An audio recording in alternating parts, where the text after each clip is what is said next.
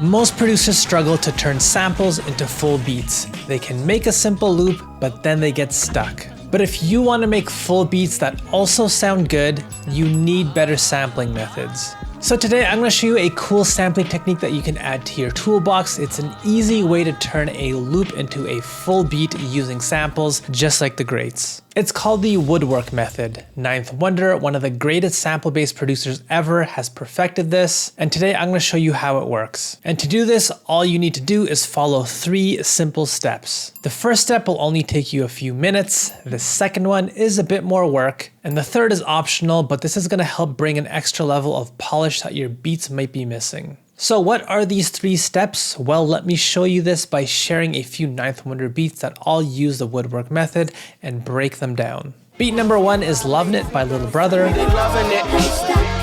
East Coast say they loving it. Midwest say they loving it. Beat number 2 is Face the World by Nipsey Hussle. Blackness. You slam the gavel with a racist passion. Got you waiting on the pills, but your patience passing. And beat number 3 is my personal favorite Ninth Wonder beat, Dreams by Saigon. I had dreams to do joints with John Supreme. Used to root for Khalid Al-Amin. Whoever thought 5 years later the Saigon to drop on the scene. Alright, so let's break down these beats to see how this works, and I'll even make a beat using this method at the exact same time to show you how to do this. So first off, we need to start with sample selection. To make a beat that is more than just a simple loop, you need to build variation. And when you look at the samples that Ninth Wonder uses, you'll notice that he often chooses soul samples.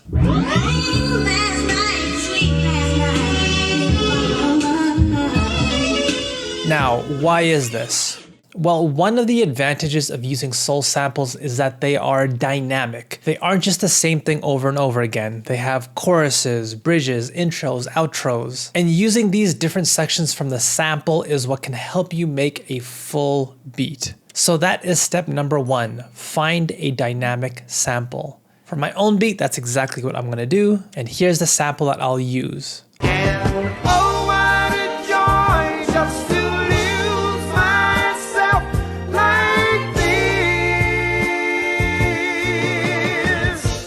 And I want to say what you choose doesn't have to be a soul sample, you just want a sample that has a lot of variation. When we look through this sample, you can hear we have sections that are thin and simple, with different sounds coming in and out. Peaceful place, all to itself. And parts of the sample that are also thicker. When it's peaceful. And this variation is going to help me avoid getting stuck when turning this into a full beat. And that's exactly when we move on to step 2. Now when you break down the Ninth Wonder beats that I shared, you'll often notice that he'll use 2 different sections from the sample to build 2 different types of loops. And this is what helps him create variation for his beats. But you might be thinking, how do you know what parts of the sample to use and when? Well, I like to think of it like this. Let's say you were a woodworker and you had this big juicy tree to build something out of. Which part of the tree would you use? The thick trunk or the skinny branches? Well, it depends on what you're making. If you're building a table, this thick, dense wood from the trunk would fit best. But if you're making a picnic basket, then maybe the thinner, more flexible branches would be better. And this is how you should think about your samples and what Ninth Wonder has also perfected. In many of his beats, he builds one loop that sounds thick and full where he uses the bigger part of the sample, and then another loop that's thinner where he uses the smaller part of the sample. For example, when we look at Lovin' It, this is what he uses for the thick loop, which ends up being the hook for the beat.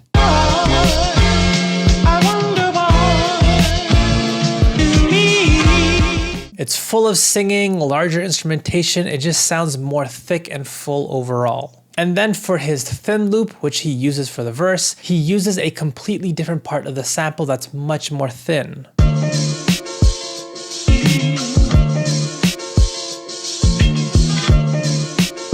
You'll even notice that it's not only the sample that becomes simple, it's also the ideas that Ninth Wonder builds around the sample. For instance, here is the bass line that he builds for the thick loop.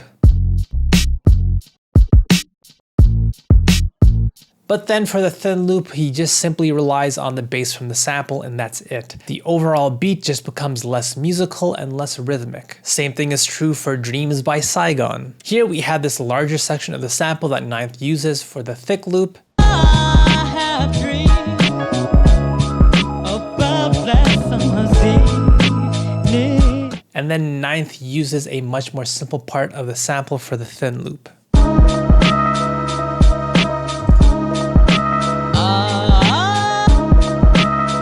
But here's the interesting part about doing this sampling method. Creating the thin loop might actually end up being more work. And this is exactly what we see for the Nipsey Hussle Face the World beat. This is what Ninth Wonder uses for the thick loop. So face the world now. You can hear we have this singing and the idea feels a bit bigger. But then when we look at the thin loop, Ninth actually has to do more chopping and create a more complicated loop just to simplify the beat.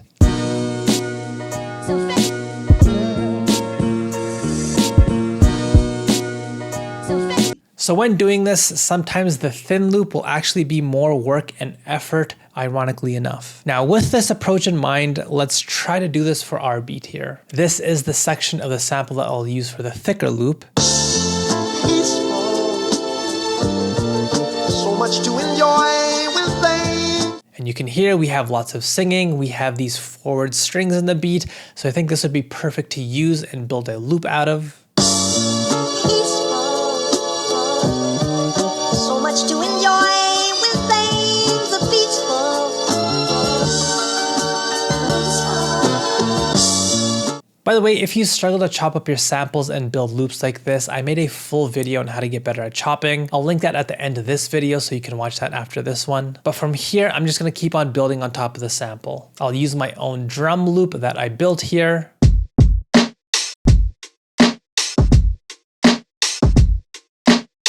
Next, I'll add my own bass line to complete the thick loop. So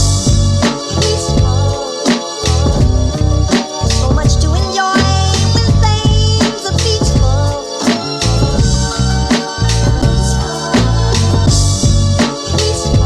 And I want to say, in case you struggle to build bass lines and other patterns around your samples, I use Note Grabber to help me. This shows me every single note inside of the sample, so I know exactly what to use or what not to use for my bass lines. So that is the thicker loop complete, and now let's move on to the thinner loop. Earlier in the sample, we have this section that feels much smaller. Peaceful place all to myself. The singing is much quieter and less frequent, plus that loud prominent string is gone, so I think this would be great for the thinner loop. And so these are the chops that I will use.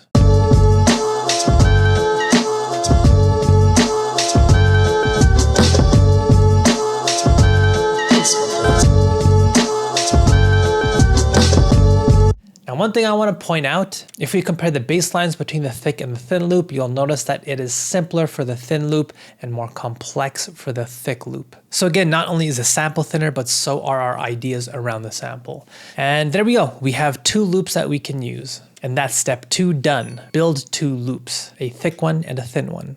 But there's an important detail to think about when you build these 2 loops. Because you're using 2 different sections of the sample, there might be times when they don't connect and transition well into each other. For example, if we look at the beat for Lovin' It, these 2 loops use drastically different parts of the same sample. And the same is true for my beat. So how do we get these 2 loops to work with one another? Well, one technique that you can do is to use the lead-in chop from each section. Here's what I mean. Looking at Lovin' It, this is the very first chop that plays during the thick loop. But look at this. When we listen to the piece of the sample that plays right before this chop, this is actually the exact chop that Ninth Wonder uses as his transition chop when he goes from the thin loop into the thick loop. And so this is an exact strategy that we can use as well. When we look at our thick loop, this is the very first chop that plays here. And if we listen to the part of the sample that plays right before this,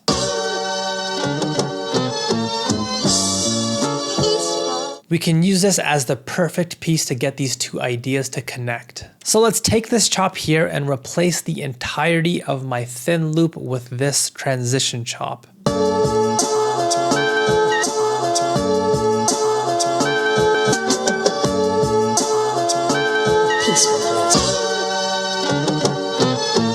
And to get this to sound good, you might need to change a few of the other patterns. For this beat, I'll change what the bass line is doing. I'll also drop what my drums are doing in a few select spots. And so now when we go from our thin loop to the thick loop, it just connects much better.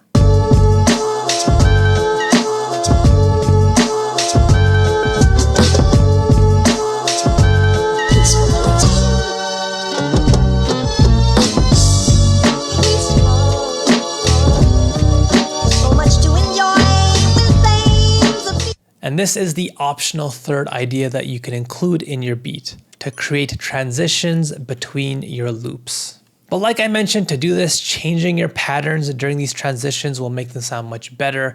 And Note Grabber makes building patterns around your samples much easier. You can check it out by clicking this little box next to me. If you're struggling with chopping up your samples and you need a way to figure out how to do this correctly, check out this video next to me. It's going to give you an easy to use framework for chopping. Choose one of these things to click. Which one will you choose? I don't know.